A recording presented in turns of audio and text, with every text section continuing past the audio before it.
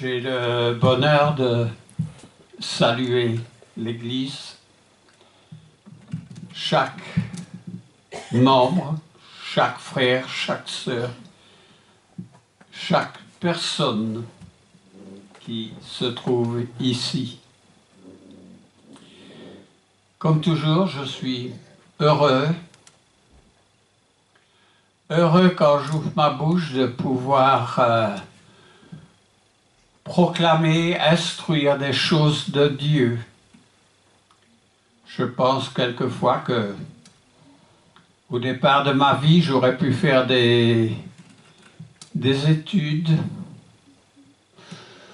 dans le domaine de la médecine, dans le domaine militaire, dans le domaine technique. Beaucoup de choses intéressantes. Mais pour moi, personnellement, je pense que j'ai choisi la meilleure part.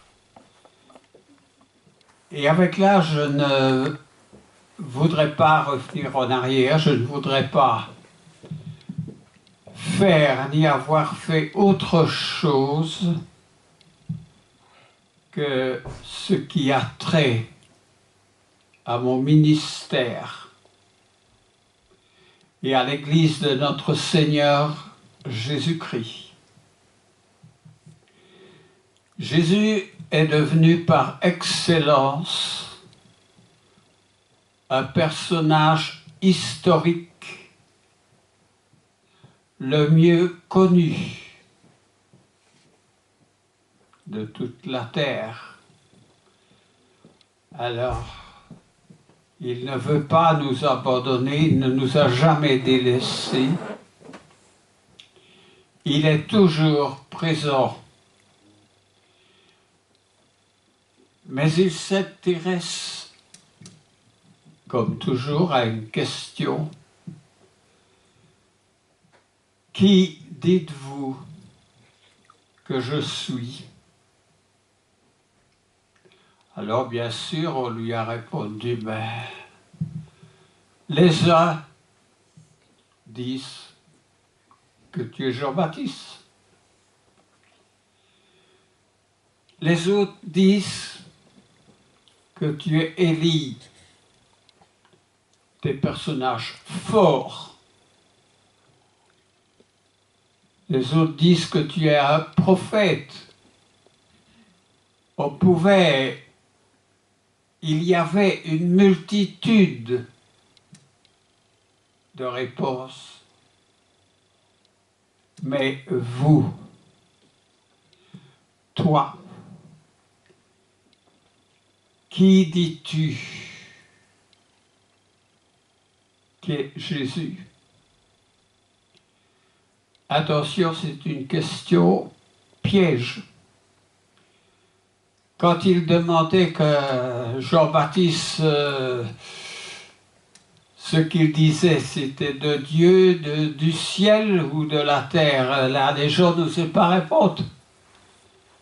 Parce que s'il disait du ciel, eh bien, pourquoi ne l'as-tu pas écouté? Il en est ainsi de notre réponse. Si nous disons qu'il est du ciel, qu'il est Dieu, pourquoi à 19 ans on est toujours là en train de se dire est-ce qu'un jour je ferai baptiser ou pas?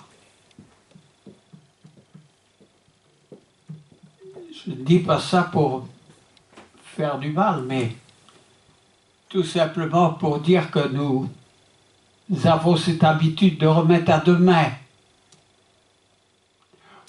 ou que notre foi n'est pas entière. Nous supposons parce que ceux que nous aimons le disent. Ce n'est pas suffisant. Pierre a répondu, mais tu es le Christ, le Fils de Dieu. Et si Pierre n'avait pas eu cette conviction, cette spontanéité de répondre tout de suite, tu es le Christ, il est fort à douter que Pierre aurait pris cette responsabilité d'homme qu'il était, dans ce sens que, comme tout être humain, il a été soumis à des tentations jusqu'à la plus forte de renier son Seigneur. Je ne le connais pas. Mais Christ va au-delà de cette faiblesse. Et si Pierre n'était pas celui qui se relève quand il fait une chute, il est fort à parier qu'il n'aurait pas terminé sa vie comme un martyr, parce que l'histoire atteste que non seulement lui, mais lui et son épouse ont été martyrisés. Et ça fait mal. Encore peut-être davantage quand on est un vieillard avec la faiblesse de son corps. Alors, Jésus lui dit, ce n'est pas la chair et le sang qui t'ont révélé cela, mais mon Père qui est dans les cieux. Quand Jésus dit ce n'est pas la chair et le sang, il veut dire ce n'est pas les choses du monde, ce n'est pas les gens du monde. Parce qu'avec toute leur science, toute leur connaissance, et aussi toujours prête à la réponse dans le sens « il me semble que ».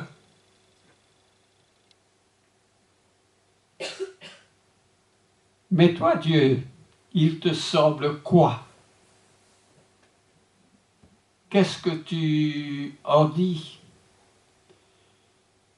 Ce n'est pas la chair et le sang, mais mon Père qui est dans les cieux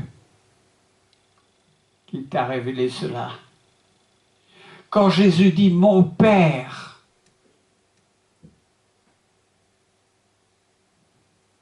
dans l'évangile de Jean, Jésus dit « c'est mon Père et moi. Je suis dans le Père. Le Père est en moi. » Alors, tout s'explique, tout est rendu possible. Mais la première chose, c'est que nous rendions les choses possibles. Je m'apprête la semaine prochaine à parler de l'immortalité de l'âme. Encore faut-il reconnaître qu'il y a une âme en nous, qu'il y a l'Esprit de Dieu qui nous anime. Alors, il y a des passages qui viendront dans le contexte de l'étude de l'immortalité, où il est dit que Dieu a formé l'esprit qui est en nous. Et ce mot « former », Yatsar, pour ne pas le citer, mais c'est important de le citer parce que c'est le même mot qui dit que Dieu a formé la terre. Si nous ne reconnaissons pas la puissance de Dieu, la présence de Dieu, nous n'allons pas avancer parce que le monde est comme un rouleau compresseur. Vous savez, aujourd'hui, on parle de guerre, mais les tapis de bombes qui sont répandus font d'une partie de certaines villes des champs de ruines. Ces bombes aplatissent complètement les bâtiments les plus durs, les maisons qui sont dans ces parties de ville. Mais il ne faut pas que le monde aplatisse notre foi, notre conscience, notre connaissance. Parce qu'évidemment, nous n'allons pas avancer si c'est le cas. Dieu a formé en nous l'esprit. Alors oui, Jésus est Dieu. Beaucoup de passages l'attestent. Quoique les hommes en soient d'accord ou non, mais il faut laisser cet esprit, il ne faut pas, dit la parole, l'étouffer. Et trop souvent, nous étouffons l'Esprit de Dieu. Nous, pour reprendre un autre terme utilisé par Paul, nous attristons l'Esprit de Dieu, l'Esprit de Dieu. Mais il y a pire. Qu'est-ce qui est pire que d'attrister l'Esprit de Dieu? C'est de refuser de le recevoir. C'est ne pas le laisser entrer en nous. Comment est donné l'Esprit de Dieu?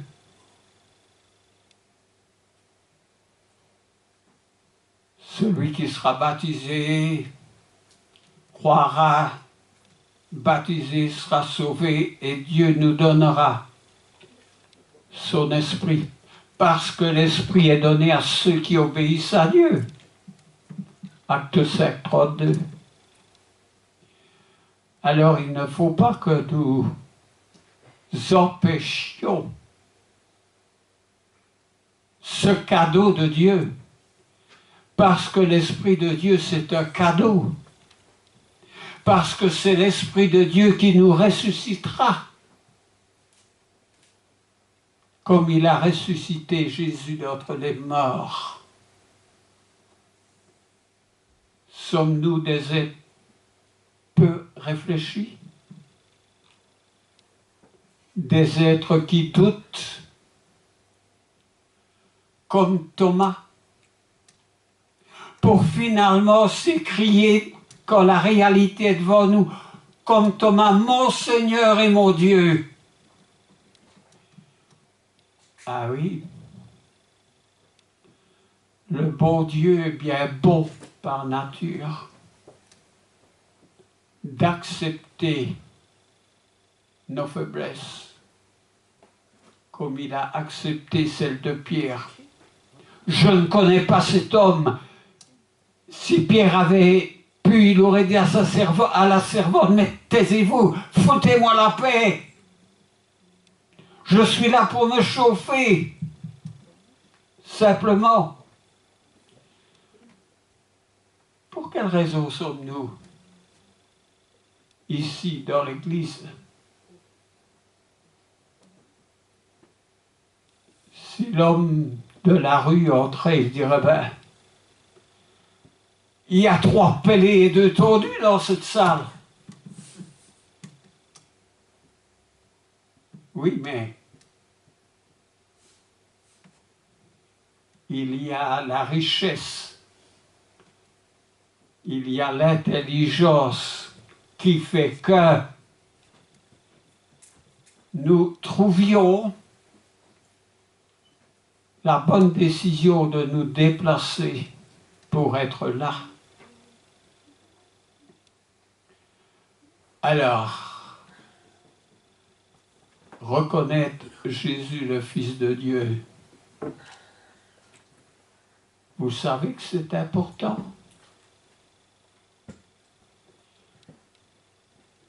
Quand l'eunuque, l'Éthiopien, lisait les Écritures, c'est pas toujours facile. Il est dit dans un passage qu'il y a des points difficiles à comprendre et qu'il y a des gens qui tortent les Écritures pour leur propre ruine. Mais quand l'eunuque lisait cela, il y a eu le secours d'un évangéliste, parce que ces gens-là ont leur raison d'être, comme les prophètes ont eu leur raison d'être. Prophéter veut dire parler pour Dieu. Et Philippe, il s'appelait Philippe l'évangéliste, et lui a expliqué ce qu'il lisait. Et comme l'eunuque était quelqu'un qui s'intéressait aux Écritures, à la parole de Dieu, il a saisi. Voilà de l'eau. Qu'est-ce qui empêche que je sois baptisé? Oh, vous savez, si vous avez envie de vous plonger dans l'eau, il n'y a pas grand-chose qui vous interdit s'il n'y a pas une clôture. Ce sera peut-être la piscine, vous allez payer un billet et vous entrerez. Mais là, il y avait quand même une réflexion, une condition.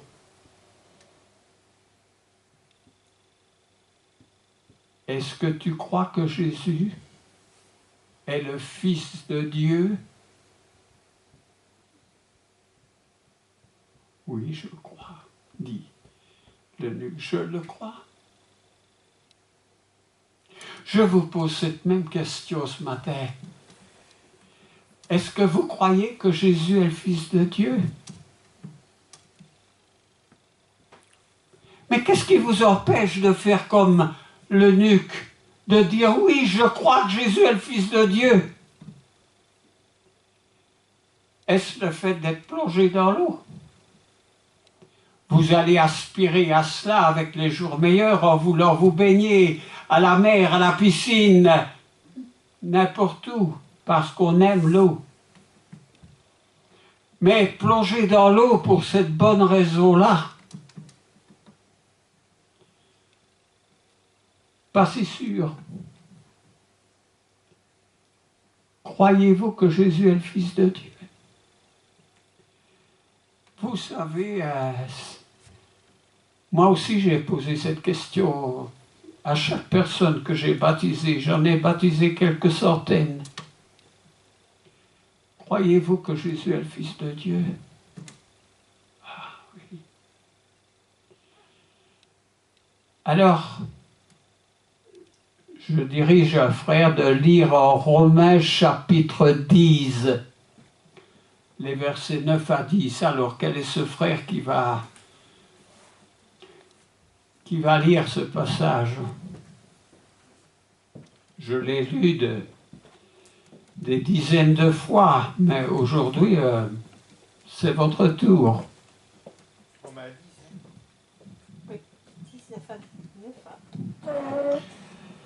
Si tu confesses de ta bouche le Seigneur Jésus, et si tu crois dans ton cœur que Dieu l'a ressuscité des morts, tu seras sauvé. Car c'est en croyant du cœur qu'on parvient à la justice, et c'est en confessant de la bouche qu'on parvient au salut, selon ce que dit l'Écriture. Quiconque croit en lui ne sera point confus. Il n'y a aucune différence en effet entre le juif et le grec, puisqu'ils ont tous un même Seigneur, qui est riche pour tous ceux qui l'invoquent. Car quiconque invoquera le nom du Seigneur sera sauvé. Tu peux relire le verset 9 si tu veux bien. Si tu confesses de ta bouche le Seigneur Jésus, et si tu crois dans ton cœur que Dieu l'a ressuscité des morts, tu seras sauvé. Si vous ne croyez pas que Jésus est ressuscité des morts, ne vous faites pas baptiser. Parce que Dieu n'aime pas les confessions, les fausses confessions. Mais il est dit, celui qui croira que Jésus est ressuscité des morts et qui le confessera sera sauvé. Alors cela, la question importante. Voulez-vous être sauvé?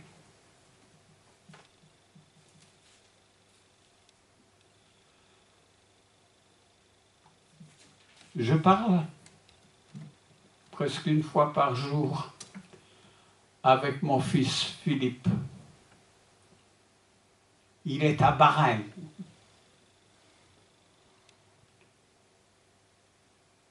Et un jour de cette semaine, comme les autres jours, il m'a dit « Papa, je suis très fatigué. Je n'ai dormi que 2 heures cette nuit. » À la fin de la semaine, il m'a dit « J'ai l'impression de perdre du poids. Je suis très fatigué. »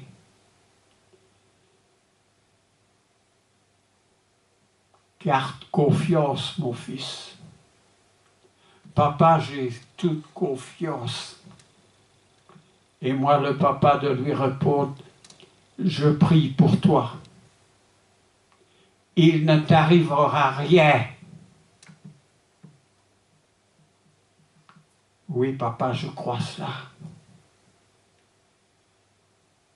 Ça m'embêterait beaucoup qu'il lui arrive quelque chose.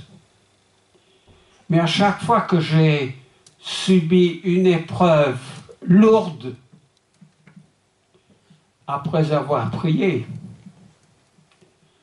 le Seigneur m'a permis de conserver la vie. En attendant, pour lui, c'est l'enfer. Le déluge, non pas d'eau, mais le déluge de feu,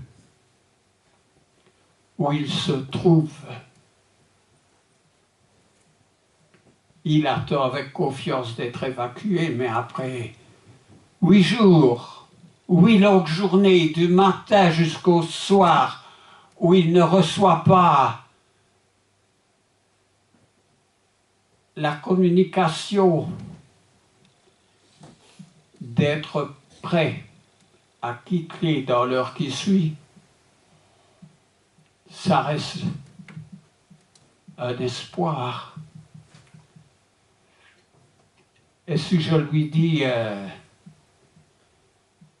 Philippe, est-ce que tu préfères être sauvé ou rester là? Que pensez-vous qu'il va me répondre? Mais papa, je veux être sauvé.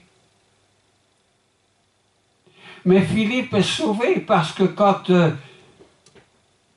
il était à notre position, il a dit, je crois que Jésus-Christ est le Fils de Dieu, et il a été baptisé. Et quoi qu'il lui arrive sous les bombes, Philippe est sauvé. Parce qu'il a mis sa confiance en Dieu, parce qu'il a obéi au Seigneur. Je suis moins dans l'inquiétude quand je considère la voix de Dieu plutôt que la voix des hommes. C'est en croyant du cœur qu'on sera sauvé. Parce que la foi est une ferme assurance des choses qu'on espère, une démonstration de celles qu'on ne voit pas. Mon frère, peux-tu lire Hébreux, chapitre 11, les 3 premiers versets?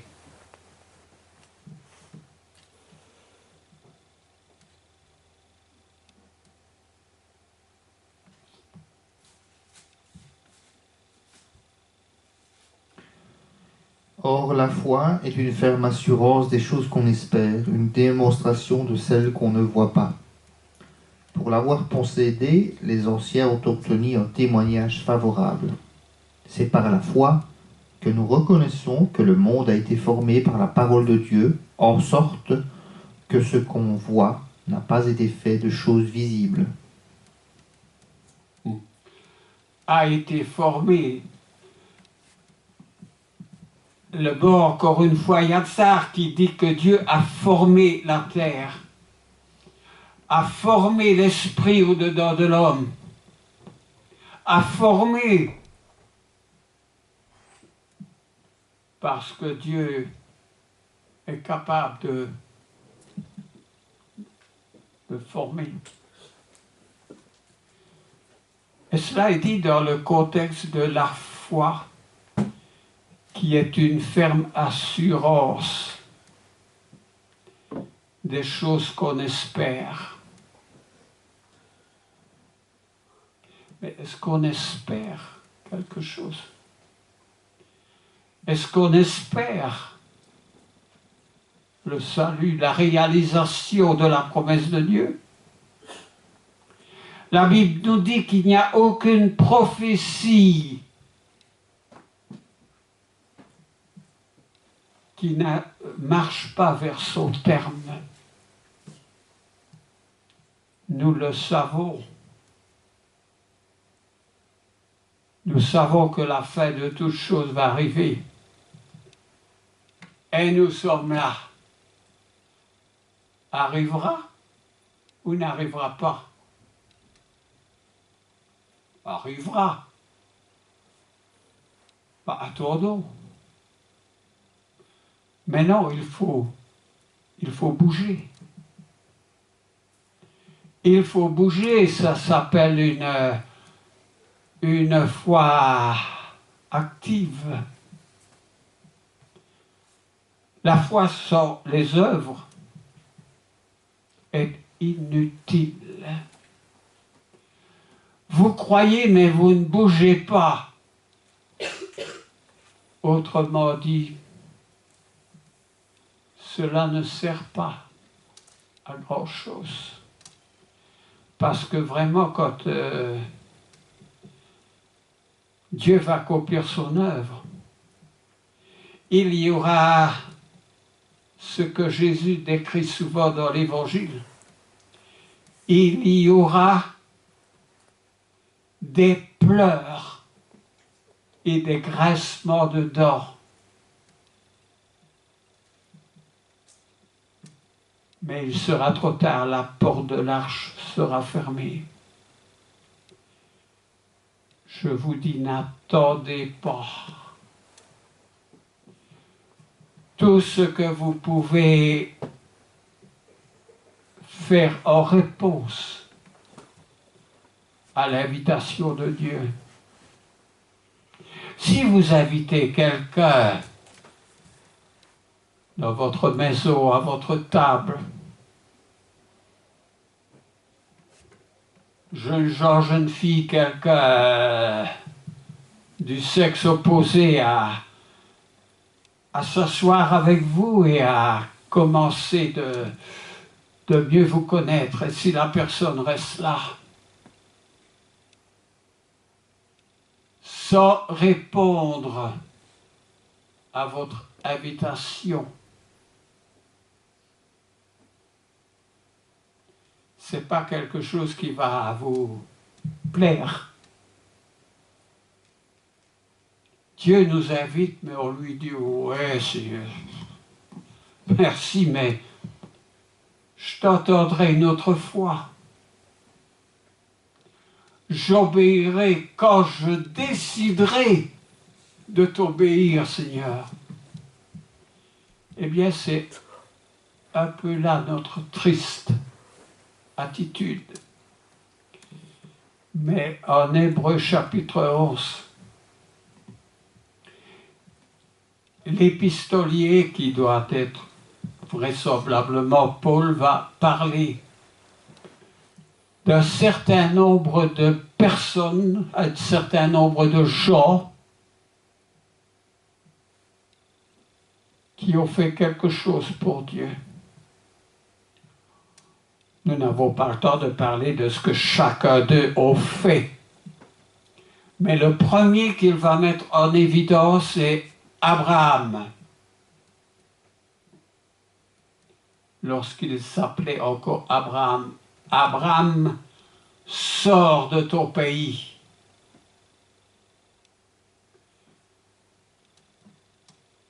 Sors de tes habitudes. Sors de ton milieu dans lequel tu as l'habitude d'être et de t'épanouir. Et Dieu dit, va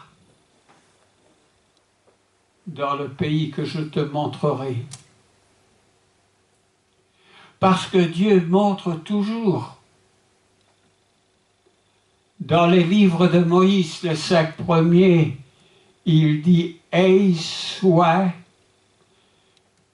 de faire selon le modèle qui t'a été montré. Dites-moi quelque chose que l'homme a fait sans que Dieu lui montre le modèle. Eh bien, je vous dirais qu'il y a beaucoup de choses que l'homme a fait sans suivre le modèle. Mais ce n'étaient pas des choses correctes. Ce n'étaient pas des choses que Dieu a approuvées.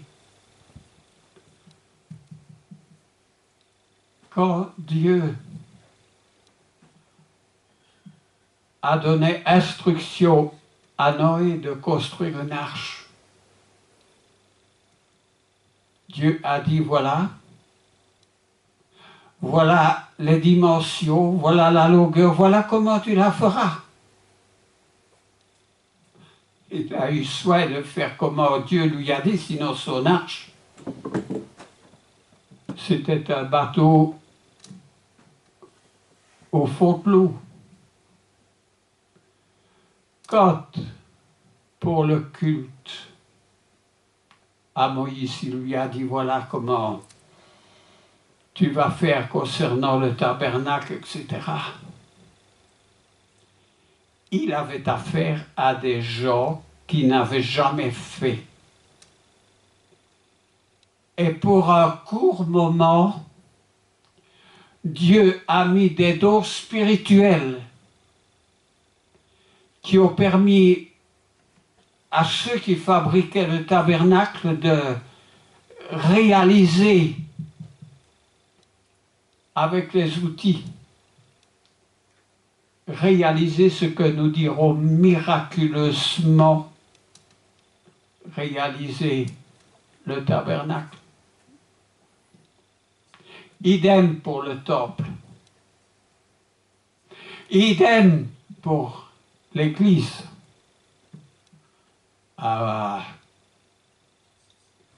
Dieu, Jésus a confié à l'Esprit de prendre la relève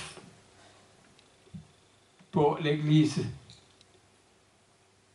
pour les instructions qui n'étaient plus les mêmes que dans l'Ancienne Alliance, dans l'Ancien Testament. Et qu'est-ce que l'Esprit a fait? L'Esprit a donné le don de connaissance, l'Esprit a donné le don des langues, l'Esprit a donné les dons de guérison qui pouvaient amener les gens. L'Esprit a donné le don de prophétie pour instruire l'Église dans la nouvelle voie qu'elle devait marcher. Mais tout comme au jour de Moïse dans l'Ancien Testament, cet esprit était donné le temps qui était nécessaire jusqu'à ce que la parole de Dieu du Nouveau Testament soit révélée et soit en possession comme un outil d'évangélisation. Et puis, arrivant vers la fin du Nouveau Testament, avec Jude, au verset 3, il dit « La foi a été transmise aux saints, aux chrétiens, une fois pour toutes. »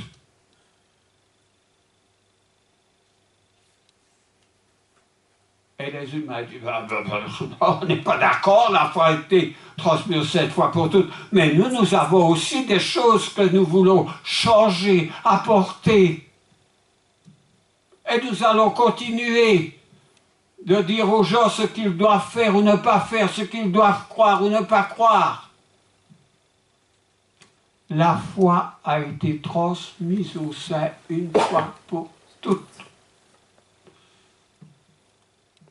Et plus loin, il dira, n'ajoutez rien et ne retranchez rien. Mais cela ne satisfaisait pas, ne satisfait toujours pas aux êtres humains. Mais pour nous chrétiens, nous suivons toutes choses d'après le modèle. Nous baptisons pour la rémission des péchés au nom de Jésus, au nom du Père, du Fils et du Saint-Esprit dans l'eau, parce que c'est le modèle. Nous prenons la Sainte Seine parce que c'est le modèle. Nous n'abandonnons pas notre assemblée parce qu'il n'y a pas deux manières d'adorer le Seigneur.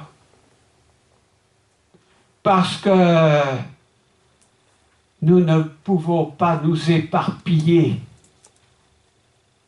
d'être de deux côtés à la fois sans vérifier si l'autre côté fait bien les choses comme le Seigneur l'a ordonné de faire. Et il n'y avait pas qu'Abraham, il y avait une foule d'autres qui ont été attentives, qui ont obéi et qui ont fait les choses comme le Seigneur le voulait.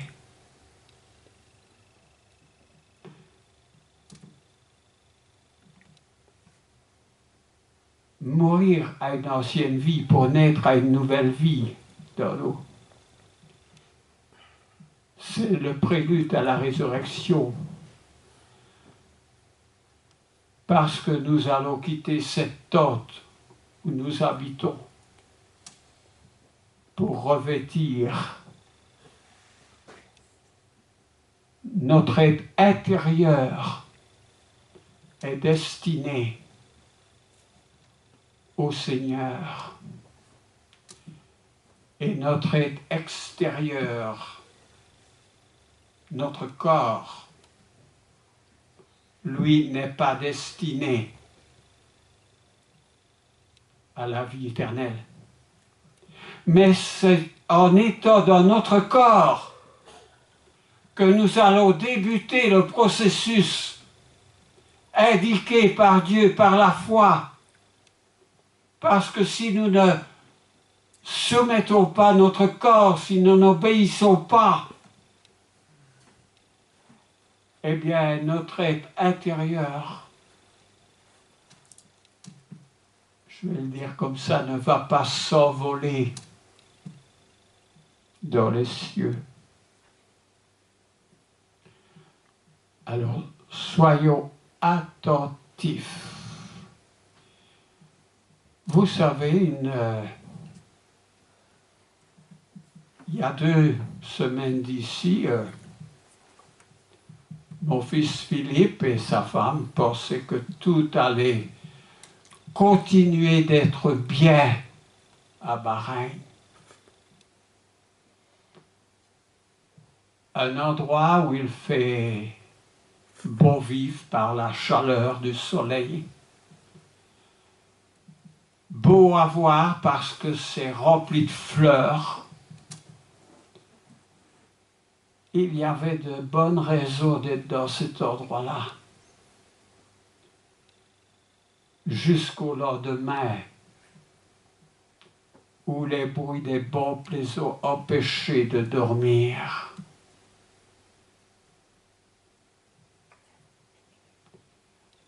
Ne remettez pas demain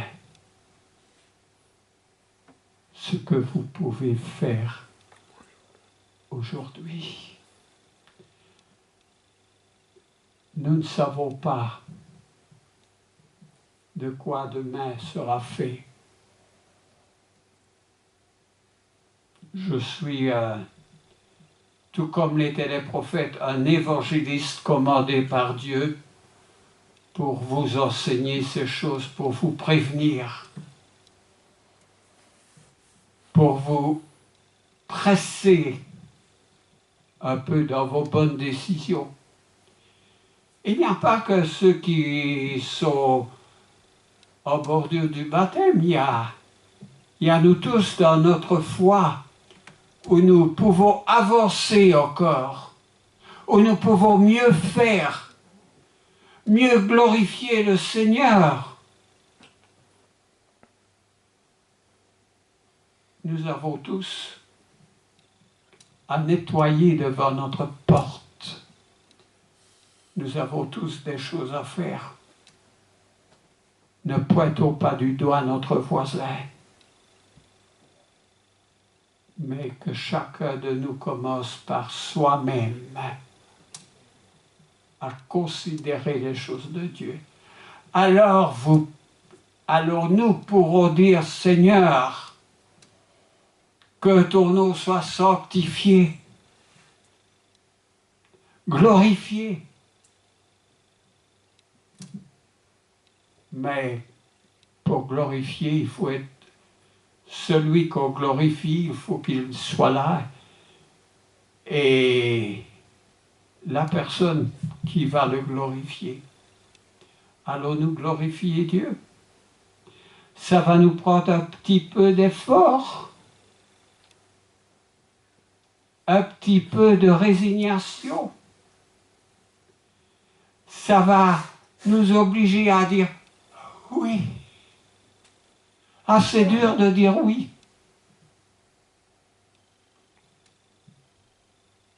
Je ne suis qu'un instrument ici, un porte-parole pour Dieu. Alors, ça c'est ma prédication d'aujourd'hui. Il n'y a pas de papier, il n'y a rien devant moi, il y a ce que Dieu me dit de vous dire. La semaine prochaine, ce sera l'immortalité de l'âme. Un gros sujet quand même, mais intéressant, non pas dans le sens que je dis des choses que je me glorifie, mais intéressant parce que ce que la parole de Dieu nous dit concernant l'immortalité de notre âme. Et je souhaite qu'elle soit immortelle. Il ne faut pas faire ce qu'il ne faut pas, parce qu'il y a la vie éternelle, le bonheur éternel, mais il y a aussi la géhenne, l'enfer, qui est une réalité. J'ai parlé des bombes à Bahreïn, en ce moment c'est l'enfer, c'est un déluge de feu. Et quoi que soit l'enfer, c'est un endroit déplaisant, un endroit qu'il faut éviter, et nous pouvons l'éviter.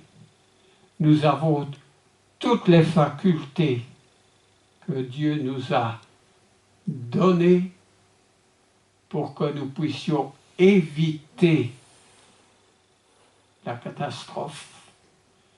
Dieu veut que tous les hommes soient sauvés. Dit Paul à Timothée, et je m'arrête là ce matin. C'est mon vœu pour chacun d'entre nous. Amen. Amen.